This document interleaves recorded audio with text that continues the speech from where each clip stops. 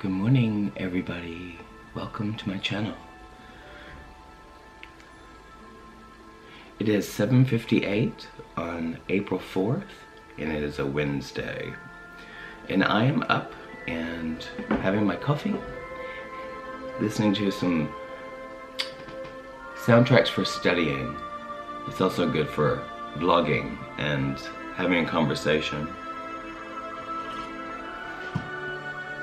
I'm feeling pretty inspired this morning as you sit here with me and have my coffee and let me share with you.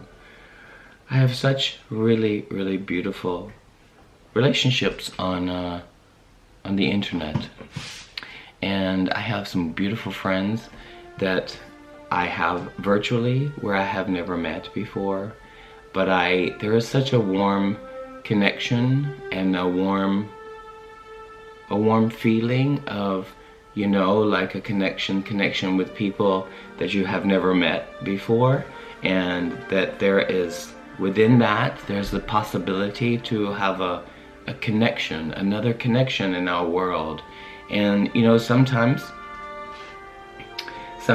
we are,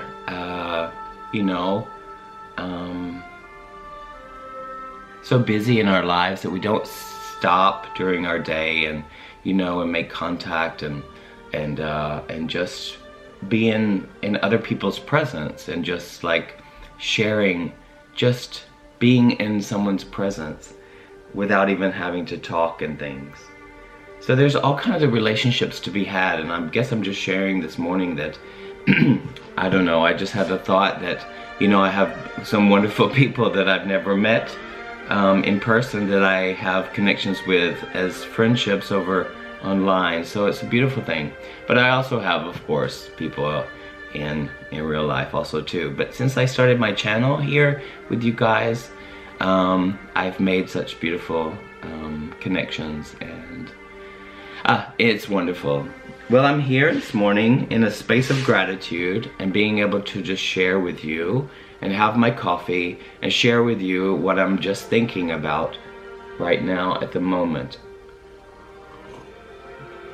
Something intimate with myself and to share.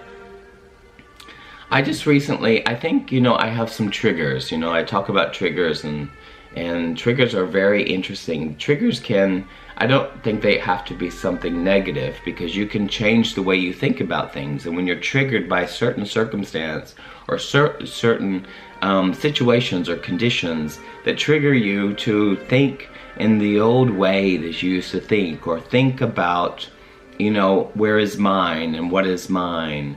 And I guess triggers also can be positive too, but we tend to think of them as being negative. But I'm just going to share something with you that happens with me that is important. I talked to my boyfriend about it, and it's very interesting, and I'm really grateful to recognize this, and to recognize that the unconditional love that I give to myself and this human experience is so vital to my growth and so important. And when I get triggered by this kind of thing, I look at it and I observe it, and I'm so grateful to be able to recognize it. Now let me get to the topic. The topic is that I'll give you a little bit of history of my background. And my background is that I'm a classical ballet dancer. And I started ballet when I was 15 years old, professional at 18. And you know, I lived in a competitive world of dancing, and you know, you're to be seen and basically kind of not heard, I guess, in a way you could say that also too. But you are to be seen, and you know, your body is your tool, and your psyche is what is behind the tool, because it has to work and it has to come to contact with creativity and confrontation with people and all these kind of things. You know, I guess you can think of yourself as this way too if you're not a dancer, because it doesn't matter. But what I just want to say, because this can be a huge topic to talk about, but I just feel the desire to talk about something that's really relieving to me, and that what arises. when I have created a whole world of dance and possibility and potential within my decision to step out on my own as a freelancer and to explore my world and without any kind of labels or judgments. And that is my goal, and I'm so grateful to recognize that, without any labels and judgments. You know?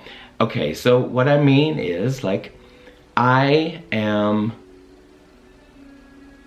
still a classical ballet dancer. I teach also classical ballet, but I teach classical ballet to companies around the world, and in schools, and I teach open classes in Amsterdam, and I have a following for 13 years, and I pride myself in the sense of like exploring with my classes. Now, I've learned from my old teachers, and I teach actually some exercises that I used to know, that I know, and I get from sometimes their videos, and I learn.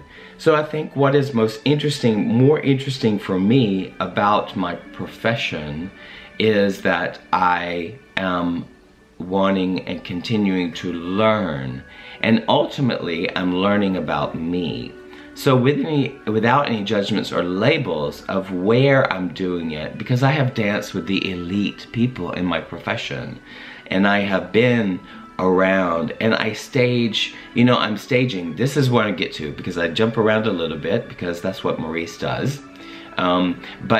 Whenever I'm working, I just worked with the Royal Swedish Ballet, and I was staging a very famous choreographer's work, which I danced in my 20s.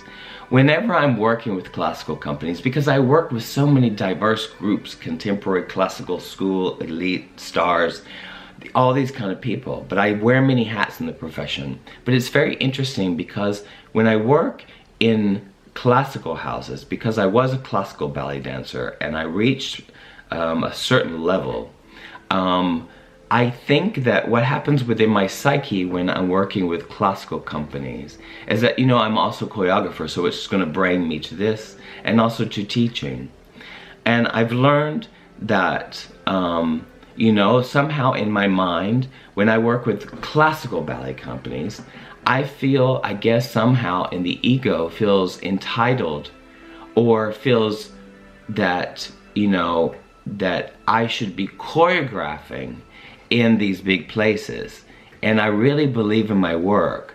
But when that happens or arises, that I should be somewhere else than I'm not, you know, like I do work I choreograph, you know, things here and there. But what I'm basically trying to say is that my psyche or my ego tries to say, you should be choreographing, you should be better than you are, you should be this, you should be that, you should be working only with those people, if those people know that you work with these people. And all of this labels and judgments, do you get where I'm going? And when I recognize that,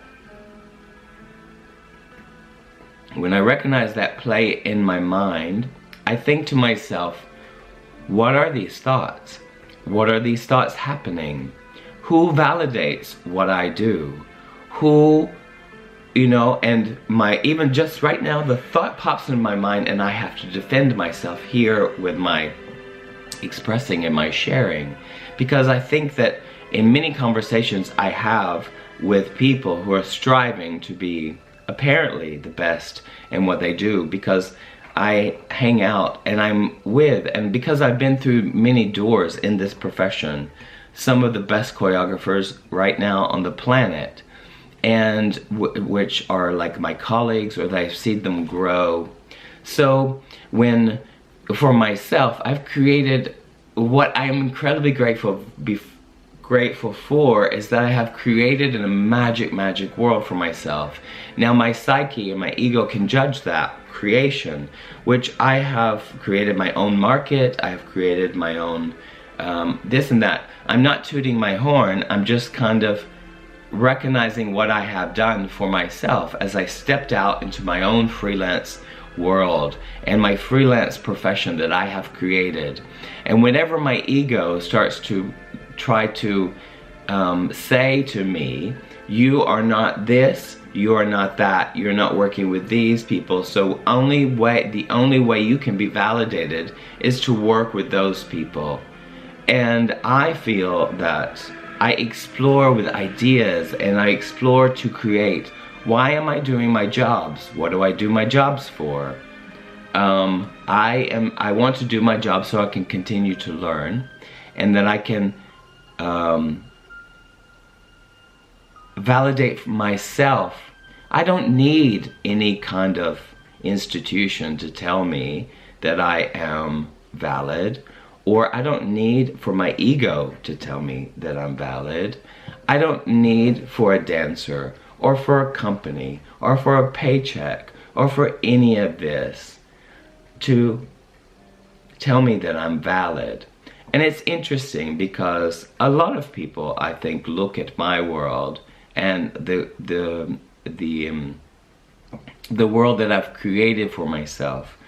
I have so many experiences and explorations and risking in my career moves that are so much more important than being on the top. So I'm feeling like an underdog, but when you feel like an underdog, there's an opportunity for me there.